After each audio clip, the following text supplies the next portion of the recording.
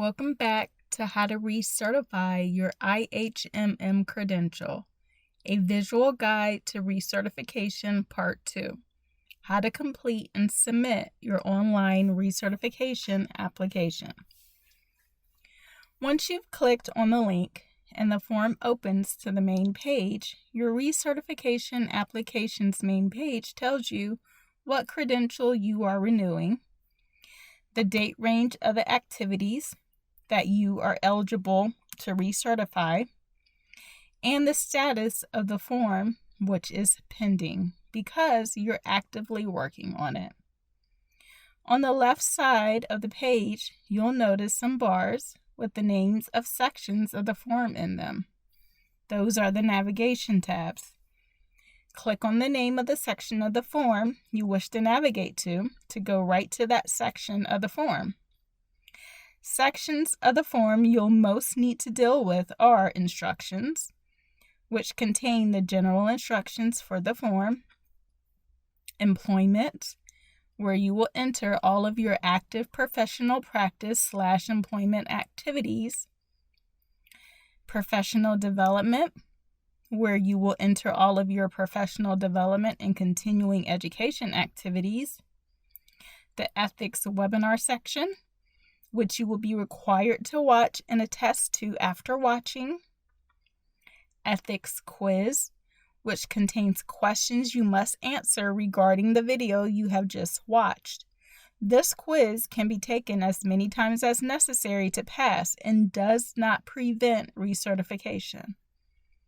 Remember, each section has instructions and you'll want to read them completely before entering your data to make sure you get proper credit and avoid common hangups. Now, we'll show you how to enter your activity claims for credit. We'll start with the employment section by clicking on the link to enter information.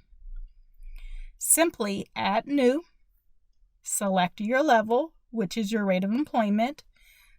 We'll select full-time employment, as is the most common. Select your level, whether it is a previous employer or your current employer. The start date,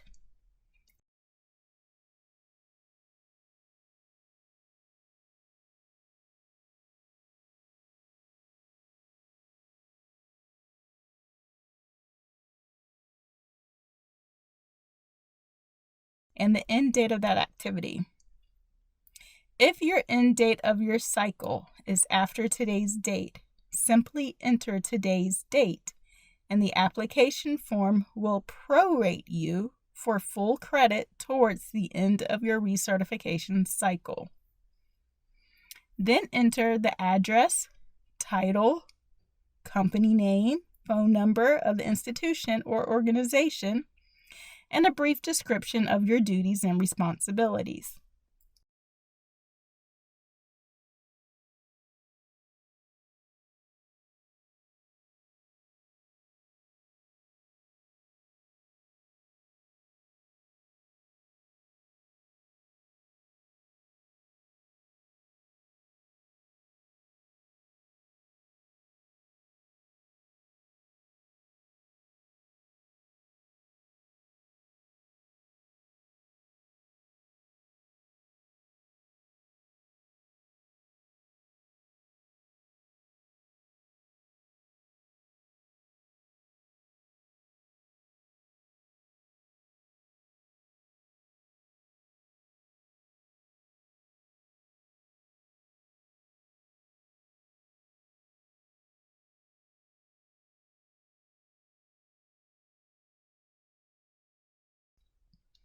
To enter the relevant area or areas of the exam blueprint related to this activity, hold down the Control key on your keyboard and then click with your mouse on the answer or answers that apply. Don't forget to hit Save. Once you've entered your activities, the summary is placed for that activity. And if you wanted to enter an additional activity, simply hit Add New, and it will give you a new set of blanks. Now, we'll show you how to enter your professional development. Scroll to the top of the form on the left and click on Professional Development. Carefully read all of the instructions and then hit Add New to begin entering your information. The Level 1 corresponds to the headings of the recertification activity claim chart, which we advised you to open earlier. You'll see that Training, Learning, and Instruction is one of the two headings. And to enter our activity, we're going to use an initial or refresher course, since that's one of the more common. Enter the start and end date of the course.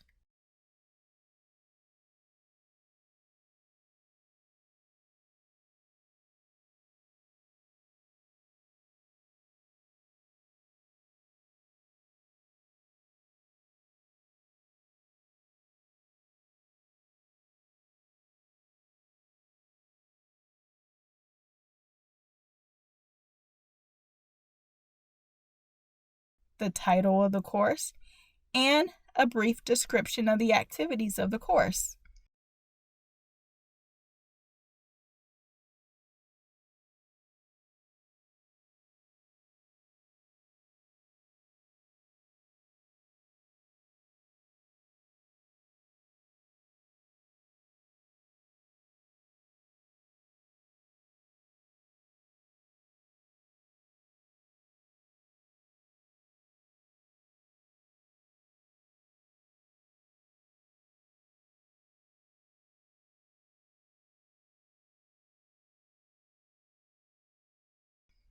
Don't forget to enter your contact hours requested, which is the instructional hours of the course. And once again, to relate the relevant areas, simply hold down the Control key and click with your mouse.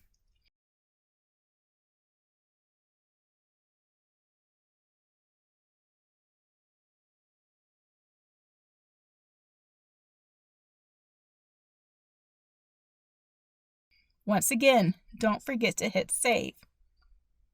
After your activity is entered, you will see that it is entered incomplete.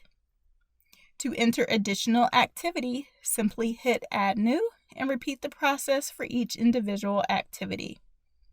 Once you enter a full 200 points and you're in the last year of your 5-year recertification cycle, the system will unlock your form to be submitted. You'll know this has happened when you see underneath the status section an additional heading that says Confirm Application Submittal. Once you see that, you know you've entered 200 or more points, and you are free to hit that heading to proceed to the Submit Application section. Once you've hit the Confirm Application Submittal tab, you'll acknowledge a couple of questions and your Code of Ethics confirmation. Then you'll click the actual Submit button. Once that happens, you'll receive one of two emails. You'll either receive an email that says congratulations on successfully recertifying your credential, or you'll receive an email that says you've been selected for audit. If you receive the congratulations on successfully recertifying your credentials, that email serves as full and proper proof of certification until such time as your hard copy letter of compliance and wall certificate arrive by a U.S. Postal Service postal mail. If you've been selected for audit, you'll receive that email with instructions on how to log back into the form and complete your audit. You will be given additional time to gather, scan, and upload your support documents for each audit activity. But we'll talk more about audits in the upcoming video. We hope these recertification videos have been helpful, and we welcome your feedback. Thank you for watching.